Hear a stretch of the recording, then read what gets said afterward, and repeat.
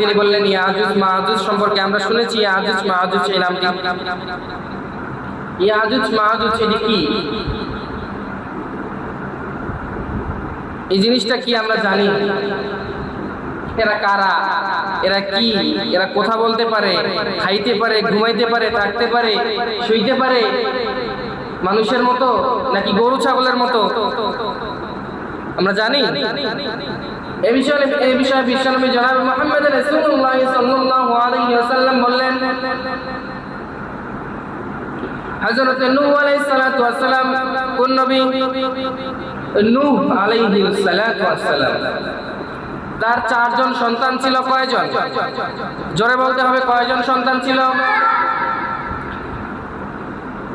এই নূহ আলাইহিস সালাতু ওয়াস সালামের 4 জন সন্তান ছিল। একটার নাম হচ্ছে হাম, আমার সাথে বলতে হবে কি নাম? হাম।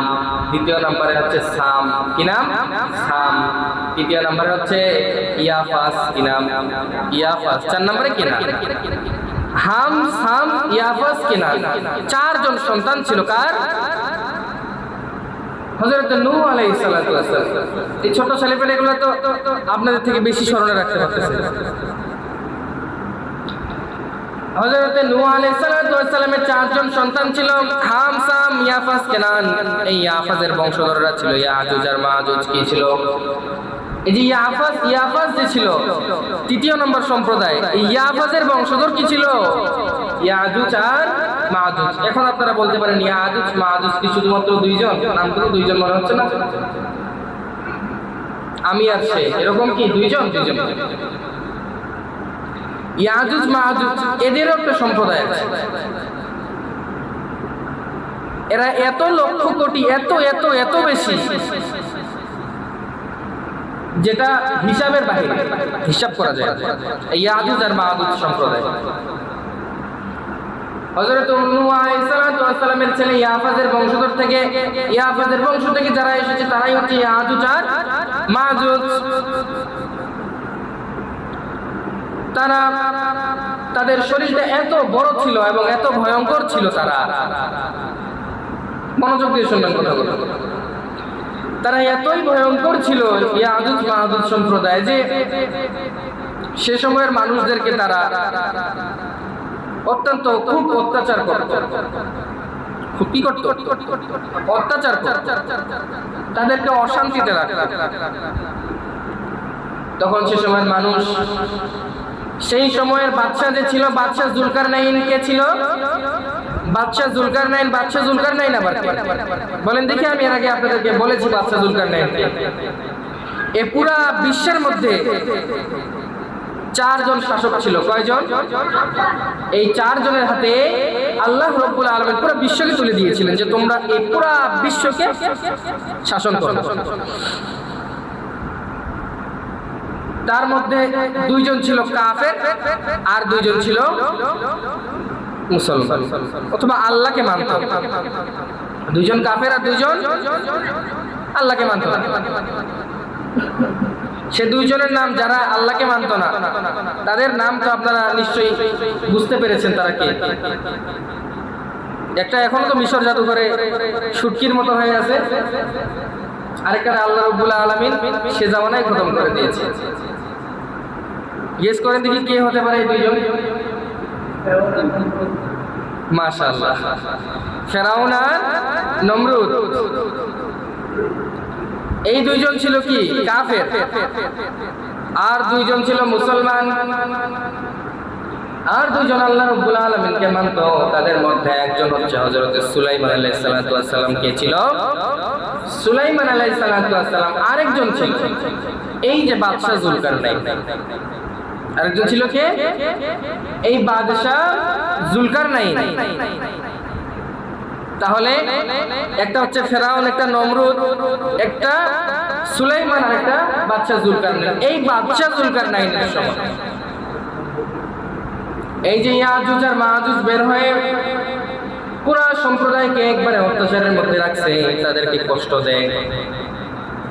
তখন এই বাদশা জুলকারনাইনের কাছে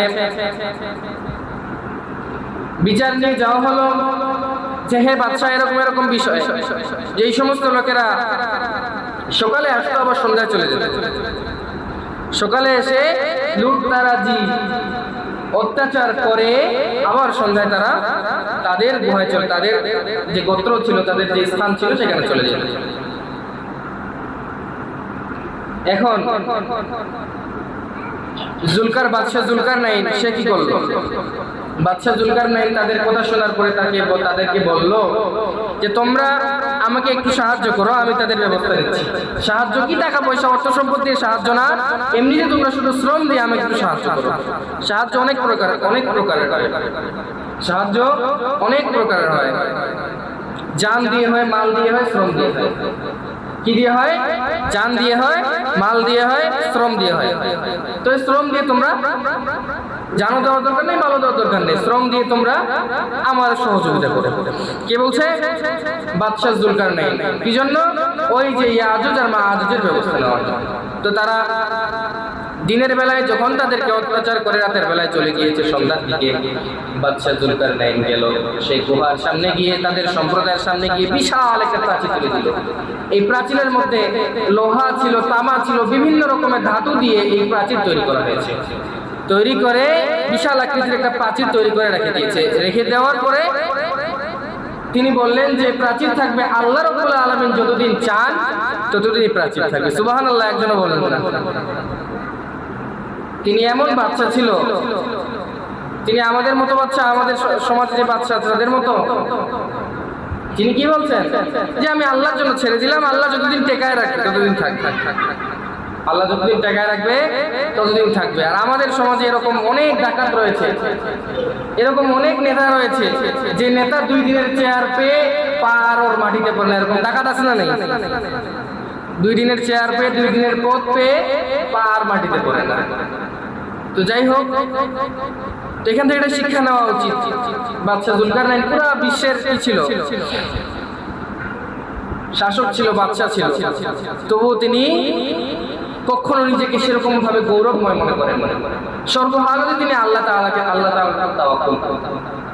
এই জন্য আমাদের তাওয়াক্কুল করার দরকার আছে না নাই? তখন বাদশাহ জুলকারনাইন কি করলো? ইয়াজুজ মাআজুজ সম্প্রদায়ের সামনে বিশাল একটা প্রাচীর তুলে দিল এবং তিনি বলল যে আল্লাহ যতদিন চান ততদিন এই প্রাচীর থাকবে। বলার পরে তিনি চলে আসলেন। আসার পরে তারপরের দিন যখন সকাল হলো, সকাল হওয়ার পরে এই ইয়াজুজ মাআজুজ সম্প্রদায় চলে আসলো। আসার পরে দেখলো কি ব্যাপার, এত বড় প্রাচীর কে তুলে দিল? তারা এত বড় আকৃতির ছিল।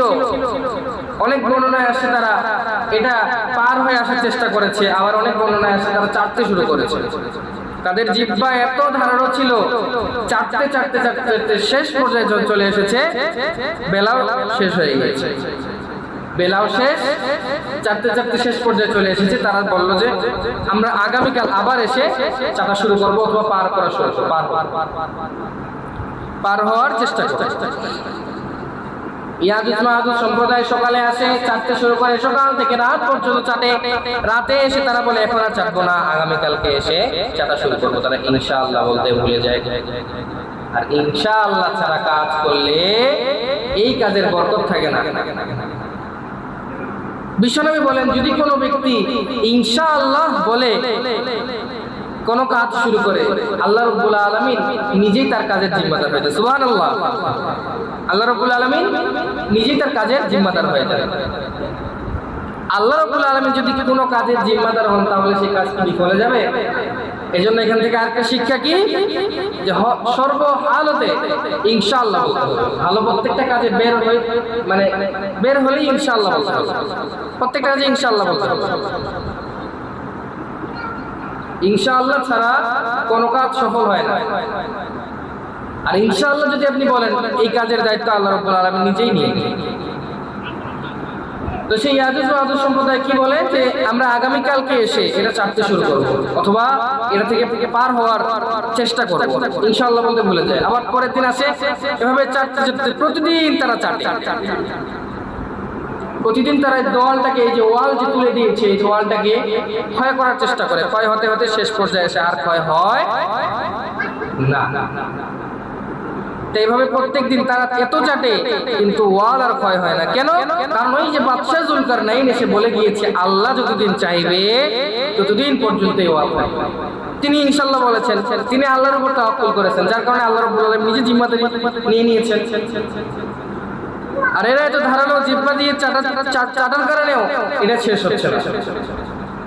এরকম ইয়াজুজ মাহাজুজ সম্প্রদায় বিশ্বনবী বলেন যে ইয়াজুজ মাহাজুজ কিয়ামতের আগে, কবে? কিয়ামতের আগে এই ইয়াজুজ মাহাজুজ সম্প্রদায় বের হবে। কিয়ামতের আগে এই ইয়াজুজ মাহাজুজ সম্প্রদায় তারা এই ওয়ালের কাছে আসে, ওয়াল এমন চাটা শুরু করবে, ওয়াল চাটতে চাটতে ওয়াল ক্ষয় করে ফেলবে। ক্ষয় করার পরে যখন কিছু অংশ বাকি থাকবে ওয়াল, তখন তারা বলবে ইনশাআল্লাহ আমরা আগামীকালকে এসে চাটা শুরু করব। কি বলবে? ইনশাআল্লাহ আমরা আগামীকালকে এসে চাটা শুরু করব। আর যখনই তারা ইনশাআল্লাহ বলবে, এই কাজের জিম্মাদারি কে নিয়ে নিবে? স্বয়ং আল্লাহ রাব্বুল আলামিন। তারপরে দিয়ে চাপতে শুরু করবে, ওয়াল শেষ হয়ে যাবে। এই ওয়াল পার করে যখন তারা জমিনের মধ্যে প্রবেশ করবে, তারা পুরো জমিনটাকে লন্ডভন্ড করে দিবে, কারণ তাদের শরীর তো অনেক বড়। পুরো জমিনটাকে কি করবে? লন্ডভন্ড করে দিবে। একজন এসে সাগরের পানিতে নামবে, সাগরের পানিতে নামার পরে সাগরের পানি খাইতে শুরু করবে। একসময় সাগরের পানি শেষ, আরেকজন এসে আরেক সাগর খাবে। যেদিক দিয়ে একজন যাবে বুঝতে পারবে যে এদিক দিয়ে আমার এক সম্প্রদায় গিয়েছে বলেই এই জায়গাটা। এরকম পুরা জমিনকে কি করে দিবে? লন্ডভন্ড করে দিবে। আল্লাহ রাব্বুল আলামিন এই ফিতনা থেকে আমাদেরকে হেফাজত করুন, সকলে বলে আমিন। অতঃপর মুসা আলাইহিস সালাতু ওয়াস সালামের আগমন হবে। মুসা আলাইহিস সালাতু ওয়াস সালাম কিন্তু মৃত্যুবরণ করেন, তিনাকে আল্লাহ রাব্বুল আলামিন উঠিয়ে নিয়েছেন। তো তখন ঈসা আলাইহিস সালাতু ওয়াস সালাম আসবে। ঈসা আলাইহিস সালাতু ওয়াস সালাম এসে আল্লাহ রাব্বুল আলামিনের কাছে দোয়া করবে যে আল্লাহ এই সম্প্রদায়কে বাঁচাও, তুমি আমার এই মুসলিম সম্প্রদায়কে এই ইয়াজুজ মাহাজুজের হাত থেকে বাঁচাও।